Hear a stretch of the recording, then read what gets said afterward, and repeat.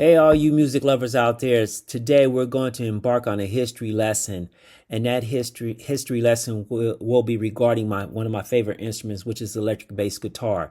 Today what we're going to talk about is the origins of the bass guitar, its birth, and we're going to get into it. So embark with me on this journey of learning.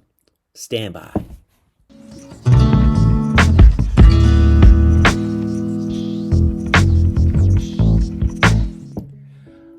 The bass guitar, the electric bass guitar. Let me tell you, the bass guitar, I never knew how much of an effect it had on me on certain songs that I've liked over the years, especially those great songs in the 70s and the 80s. I know that bass guitar is the reason that we have funk music, and it is the reason why we have a groove in certain types of music that we listen to, that we become forever falling in love with. So this is my homage to the bass guitar, and it's an instrument that I'm currently learning how to play, and I just wanted to share with those about its birth. And it has a very, very young age. You'll be surprised as we get into the video. So without further ado, let's talk about the origins, the birth of the electric bass guitar. Now, keep this in mind. The origins for the electric bass guitar started with a concept of a need for performing artists to amplify sounds of their string instruments in certain venues. Back in the early 1900s, pretty much most string instruments were acoustic.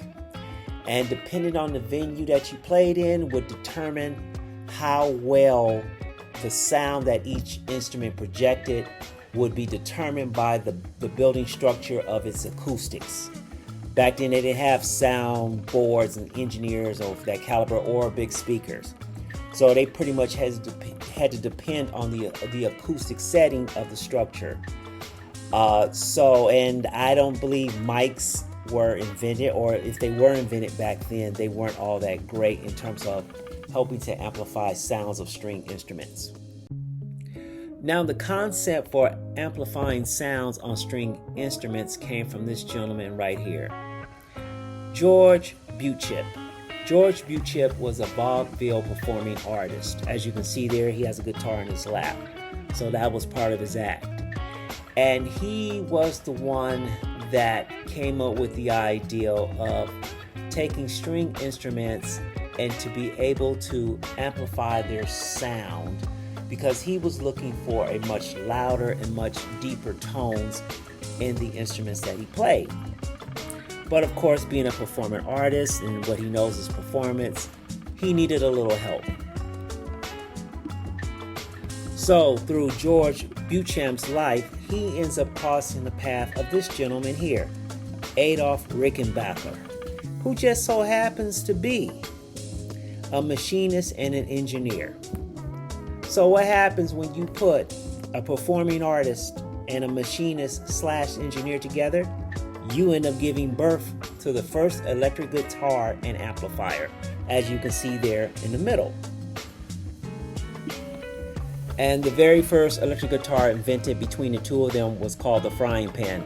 And this guitar can still be seen in certain museums. All you need to do is Google it to find the museum that displays it, and you go and check it out yourself. But this is what they came up with between the two of them, a vaudeville performer and an engineer machinist.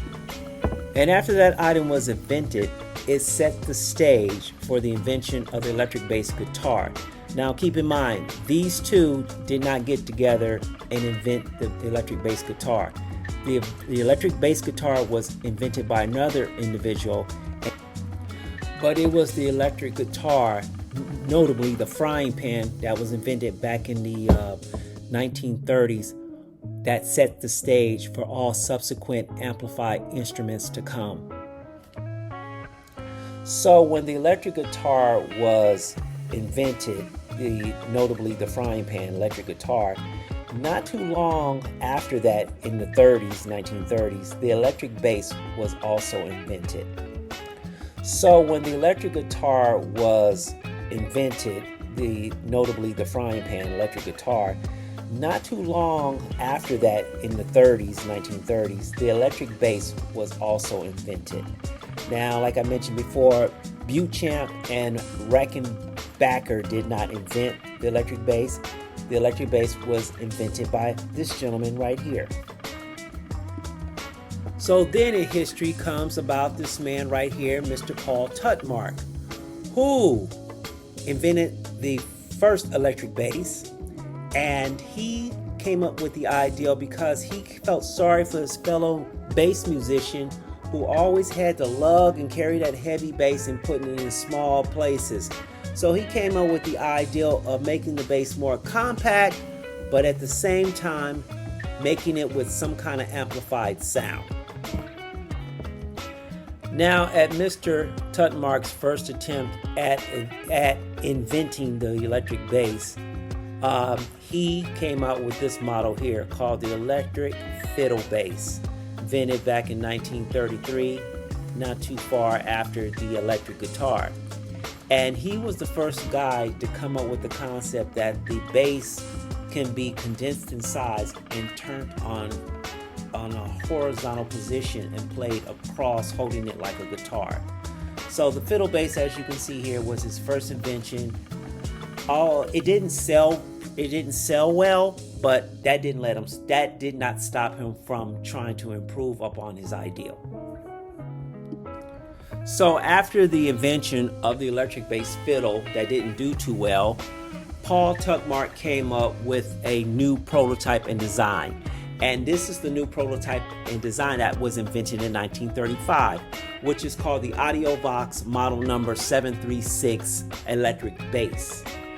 This bass right here set precedents for all future electric basses to be produced and invented. It was compact in size, it amplified sound, and because it was a bass guitar that provided such, you didn't have to worry about the venue you were performing in with the instrument, because as we all well know, the electric bass guitar, or just bass period, the bass instrument is a low tone sounding instrument. So when you take it someplace, if you really want the lows to stand out, this particular prototype set the stage for all future electric bass production. Now, although they got these two inventions of the amplified instruments up and running and they were being produced, they didn't do well as far as sales go. And this was mainly because they were invented in the 1930s. Now keep in mind, these amplified instruments were invented at that time, and they were invented at a time of when the country was in a Great Depression. People weren't willing to put forth investing into new technologies during that period. People were sticking with what they knew and were accustomed to, which was making and listening music with acoustic instruments, as they were also focused on day-to-day survival. And then in the 40s, World War II came along, and the urge for the country to band together for the war effort, which led to rationing of resources in order to supply the needs of the war. And then, about 20-something years later, the 50s came around. We left the Depression behind and World War II. And with the 50s coming in, brought with it Leo Fender, a man who played sax but did not play a string instrument. And he came up with the precision bass in 1951. It was the first mass-produced electric bass guitar. And the first well-known basses that started using the precision bass in performance and recording was Monk Montgomery. Montgomery rings a bell, that last name, right? Well, Monk Montgomery is the older brother of Wes Montgomery, the famous jazz guitarist. In fact, he participated in marketing the instrument. And with the 50s, it brought in a new era of music called rock and roll.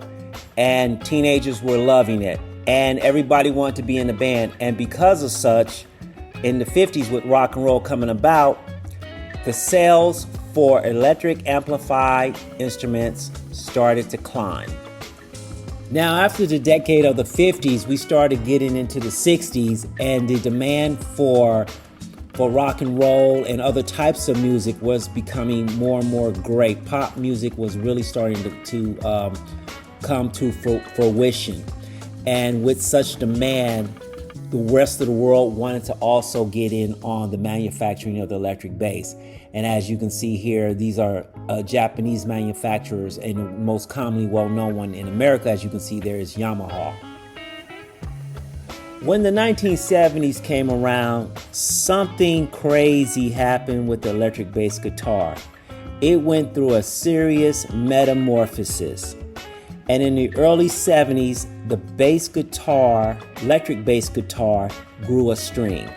And hence, the 5-string electric bass guitar was invented. A few more years after that, after the invention of the 5-string electric bass guitar, the 6-string bass guitar was invented in 1975. These were major changes to the electric bass. For an instrument that was modeled after the acoustic stand-up bass, which has always had 4 strings for over the last 500 plus years, doing this in the 1970s was just different. But what can you say about the decade of the 70s? There's a lot of weird stuff that happened in the 1970s.